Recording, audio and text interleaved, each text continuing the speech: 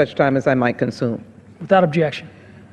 Speaker, I indicated this afternoon was an important afternoon. I thank the gentleman for his legislation and his leadership, and I add my appreciation to the ranking member of the Homeland Security Committee, Mr. Thompson, and as well the ranking member of the Judiciary Committee. We previously did 4 bills, Mr. Conyers.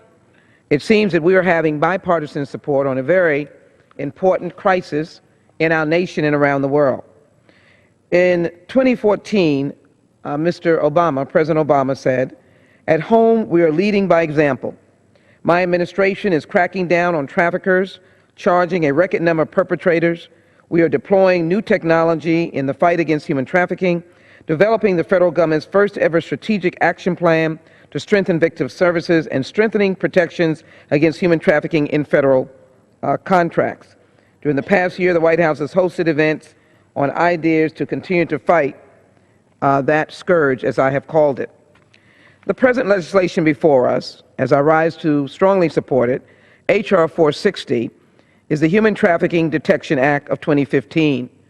This is a great partnership between Homeland Security and Judiciary, between Homeland Security, a committee of which I am a senior member on, and Judiciary, to fight against human trafficking. And in particular, this bill has a very important purpose, because our Homeland Security personnel are in our airports and ports, they're along our borders, they are the eyes and ears, they're the first responders. And it's crucial that this bill is effectively working with personnel to train, to deter, detect, disrupt, and prevent human trafficking during the course of their primary roles and responsibilities and for other work. This is a very good idea. Human trafficking is not only a crime, but also a horrible violation of human rights. Human trafficking is often a hidden crime.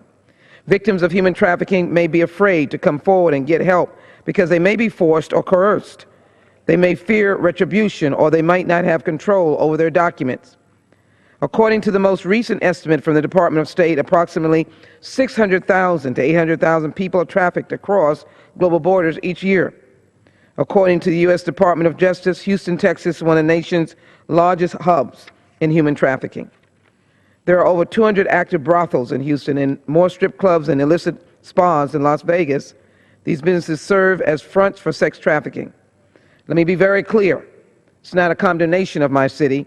This is a recognition that every single elected person, local, county, and state government, our law enforcement, are working every day, and we're being successful in essence, shutting down strip clubs, illicit spas, and others.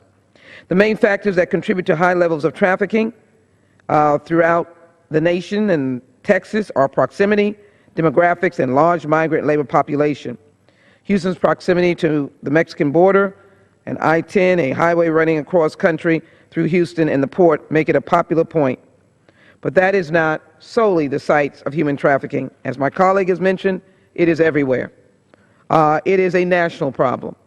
And therefore, our Homeland Security personnel, thank goodness, will now have the opportunity to have special training that in the capacity of their work, their eyes and ears will be extra trained to detect those trying to move past the law.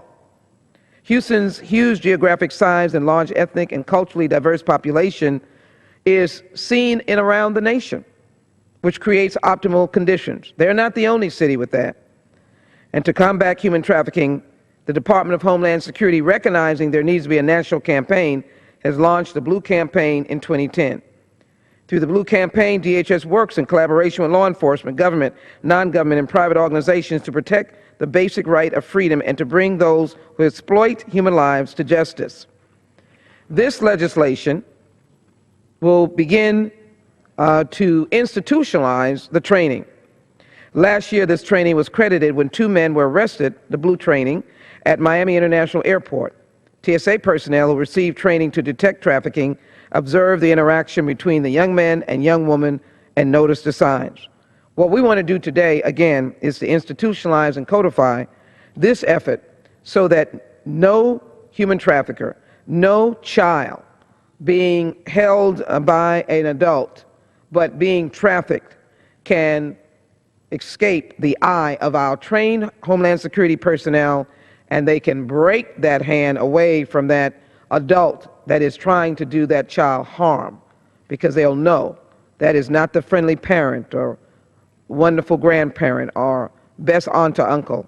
They'll know it is a dastardly act.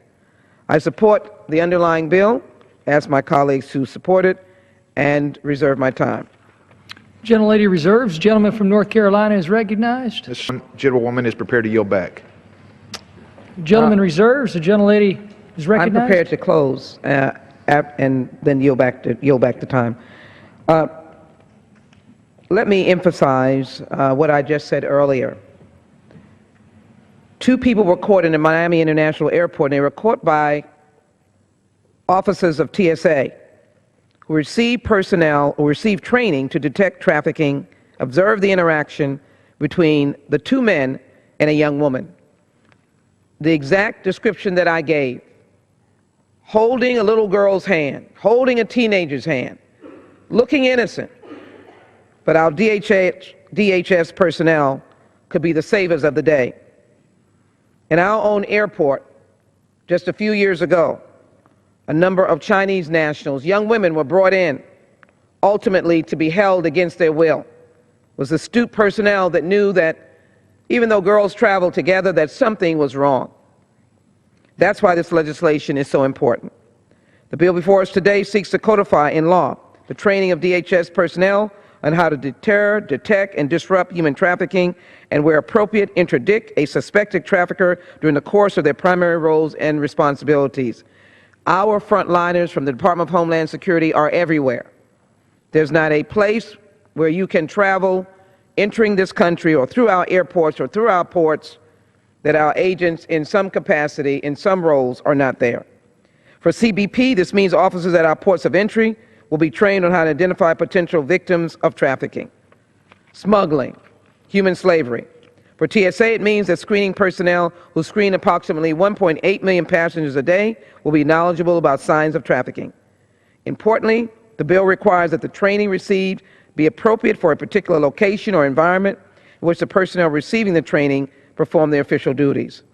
Streamlining it to make it work. This will help tailor the training received so that it is relevant to the specific personnel receiving the training.